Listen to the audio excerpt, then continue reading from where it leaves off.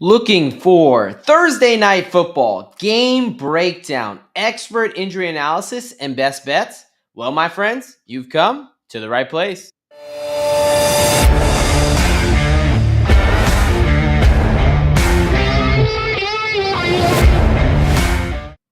Welcome, football fans, to another edition of IDP Plus Bets. That is right, folks. I'm your host, the D-Gen Doc. And as always, we are giving out our latest and greatest, the best for Thursday night football. And we've got another good one. We've got another division rivalry game. Love when they give us these on this Thursday night slate. We've got the Cincinnati Bengals heading into Baltimore for a rematch of a game we saw earlier this year. The Bengals sitting at 4-5, and the Baltimore Ravens sitting at 6-3 at home. This is obviously a massive, massive game, not only for the division, but also when we start to talk about playoff picture, right? I think right now Baltimore team squarely in playoff contention, but Cincinnati's got some work to do, and they're going to be down a few people, very, very important individuals on their team here. So let's go ahead and get into it as we always like to do. We're going to start with looking at it from a bit of an injury perspective here. So we've got Cincinnati Bengals. We've got guys who are already ruled out.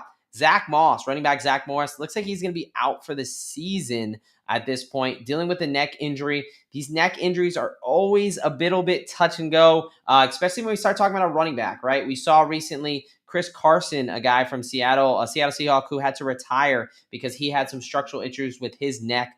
So hopefully not a situation similar with Zach Moss, but the fact they already likely ruled him out for the year, not a good sign whenever we have to go get second opinions, go see a specialist there. Eric All, tight end, rookie there out of Michigan, then went to Iowa. He is out for the season as well with the torn ACL. A younger player who's kind of getting some steam, kind of getting some action on the field, developing a connection with Joe Burrow. Unfortunately, out for the season with a torn ACL. And then you got two guys out. T. Higgins, obviously big play wide receiver, would be a wide receiver one on many teams. He's going to be out tonight. Still dealing with that quad strain he suffered late in the week, about 2 weeks ago, but he suffered it on Friday practice. So still, he's really only got about 2 weeks of recovery. So he still needs some time. And then left tackle Orlando Brown is going to be out for this game as well. A guy who's coming in is questionable, dealing with a bit of a knee issue, and he's not going to be able to go.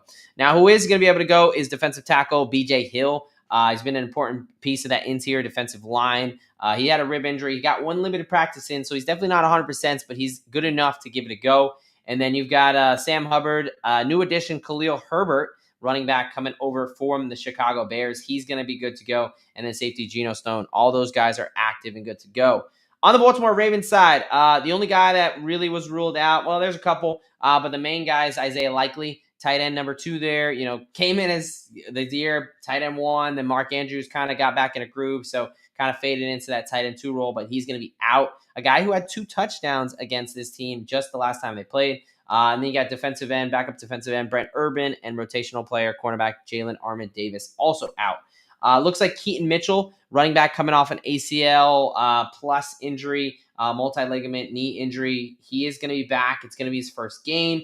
We'll talk about it a little bit later. I'm not expecting a ton. I know, he was an explosive player, but first game back off a very significant knee injury. He's got 2 running backs ahead of him who are doing very well. I mean, obviously, Derrick Henry is the king of running backs right now. And then Justice Hill, I think, is a dynamic player within himself. So we'll see what role he really has, especially his first game back. Not incredibly optimistic there. And then obviously Lamar Jackson, good to go.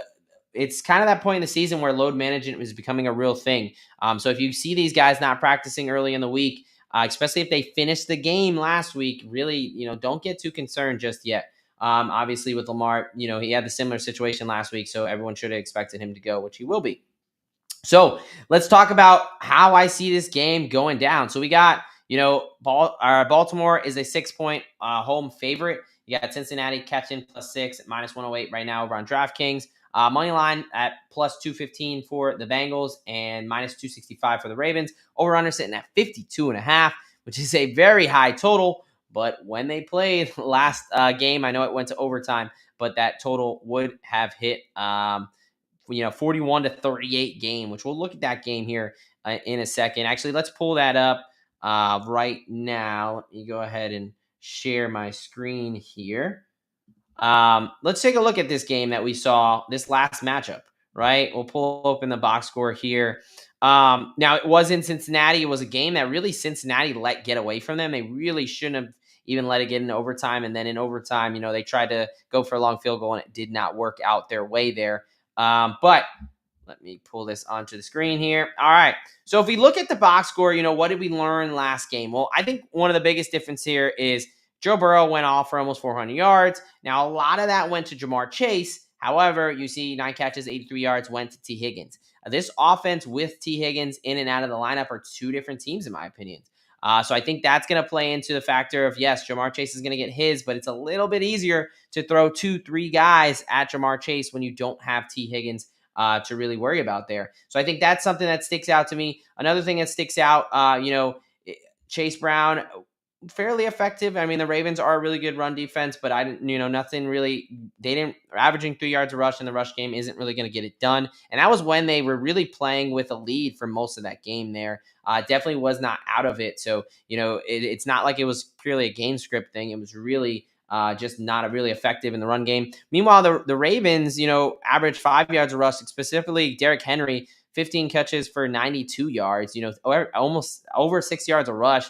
That sticks out. Lamar for over 300. I also want to point out, Isaiah Likely, 2 touchdowns last game. The tight ends between Mark Andrews, Carly Kohler, Isaiah Likely, 3 touchdowns and over 100, 120, 115 yards. So obviously positions of vulnerability. And that's going to get into a little bit of what I'm going to talk about here and kind of how I see this playing out, which is why I wanted to bring that up really quickly. So we've got the Bengals, right? They're a team who is fairly balanced on offense. They've got a solid, pass defense. Really, they ran the ball okay, better pass offense. They've got a solid defense, except when it comes to stopping the run, giving up over 130 yards on the ground. They give up about 25 points a game, and they score about 26. So they're a bit balanced there. The reason why they're right about 500, 4-5.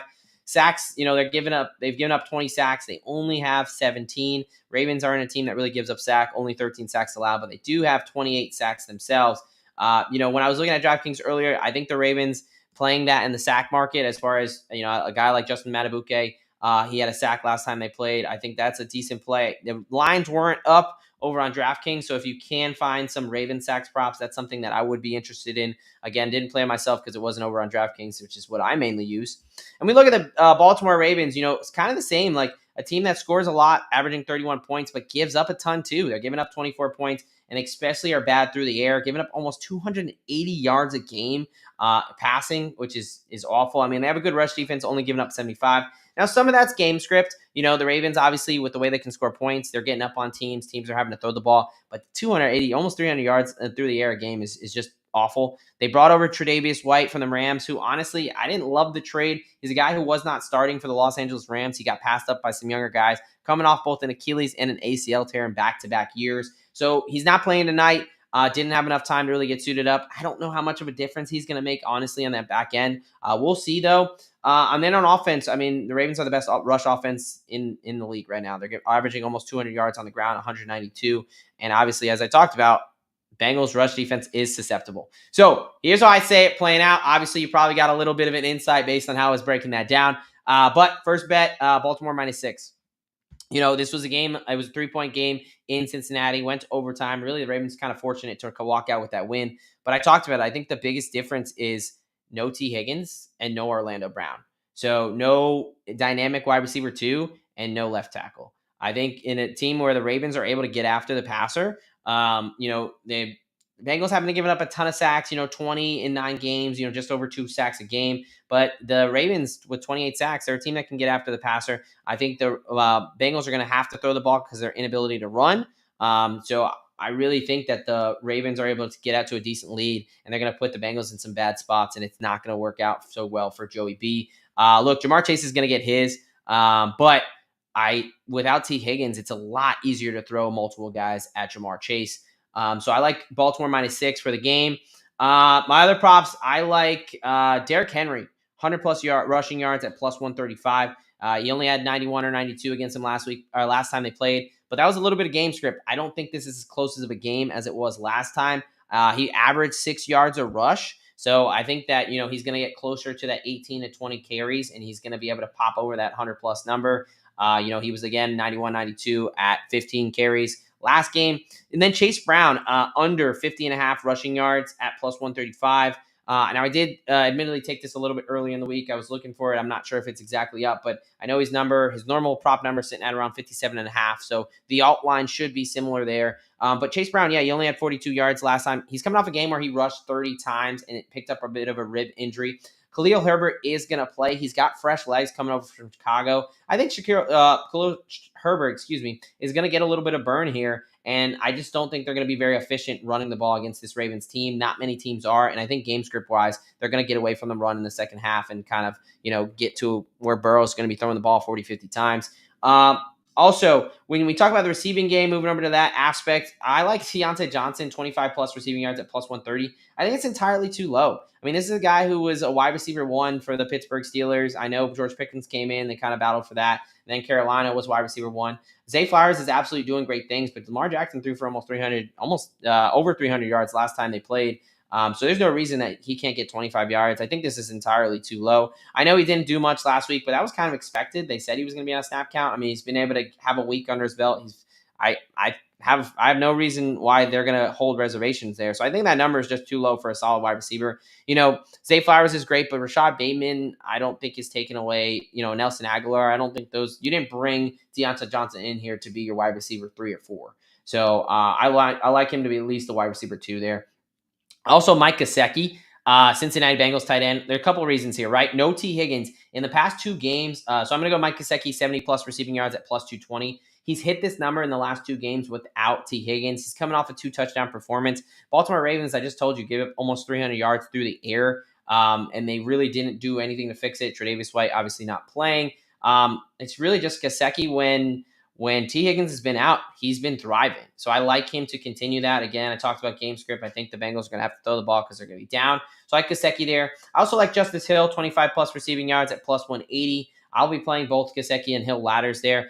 Look, Hill out of the backfield is a weapon. He's, 2 out of the last 3 games, he's got over 40 yards, out of the backfield. I think Keaton Mitchell, the hype for him is getting talked up a little bit too much. I mean, he wasn't a dynamic guy, but he's first game off a major knee injury. I don't know how big of a role he's going to have. So I'm fading that a little bit by taking a little bit of Henry on the ground and then Hill through the air. And then Jermaine Pratt, over 8.5 tackles. He had 9 tackles last time they played. Again, I'm going to keep talking about it, but I think the Baltimore is going to be able to handle this game. They're going to be able to run the ball a lot in the second half. And I think Jermaine Pratt and Logan Wilson are tackling machines. They're kind of neck and neck when it comes to tackles. So I'm going to take the guy where I don't have to pay the juice. So over 8.5 tackles at minus 105 there for Pratt. And then anytime touchdown market, I'm just going to sprinkle a couple guys here. Obviously, with a total of 52.5, there's expected to be some points. I'm going to take a little bit of some long shots here. Give me Khalil Herbert, anytime touchdown, 4-1 there at plus 400. Again, he's kind of that bigger goal line back. I think they kind of put him in there near the red zone, give Chase Brown a little bit of a break coming off a big workload week, a little bit of a rib injury there. And then Charlie Kohler, plus 425, a guy who scored last time the Bengals played. And like I talked about, Isaiah Likely's out. Isaiah Likely accounted for 2 touchdowns the last time these 2 teams played. So that's 3 touchdowns. I know Mark Andrews might get his, but I like Charlie Kohler. I like him in the receiving game. I like him to be a sneaky guy. So, Khalil Herbert and Charlie Kohler are 2 guys that, you can get some value in the betting market, some underrated guys that I think are going to have decent games today. So, my friends, spraying the board a little bit today. Obviously, I like Baltimore to get it done. I like them on the ground. And then, obviously on the Bengals side, I do like Gesicki, Pratt to get some tackles, and then Khalil Herbert to get a little bit of run. All right, folks, that is it for the Thursday Night Football breakdown. We went over expert injury analysis breakdown, and we, of course, gave out some best bets. And we're doing it every Thursday. So I hope you've been joining, but if this is your first time, welcome. Thank you for joining today. Again, every week going live doing this for the Thursday Night Football game. And don't worry, on tomorrow, I give out my Sunday Night Football, my Sunday week, or really Monday, let me just call it NFL Week 10 best bets. 6 best bets, go through the player props and talk about what my 6 best bets are. I record that tonight. It'll come out tomorrow, so definitely check that out if you are interested. All right, folks. From here, us at IDP Plus Bets, I am out of here. Oop. Thank you for watching the IDP Plus YouTube network. If you enjoyed this video, give it a thumbs up and don't forget to subscribe to our channel. Be sure to tap the bell icon to get notified whenever we upload new content.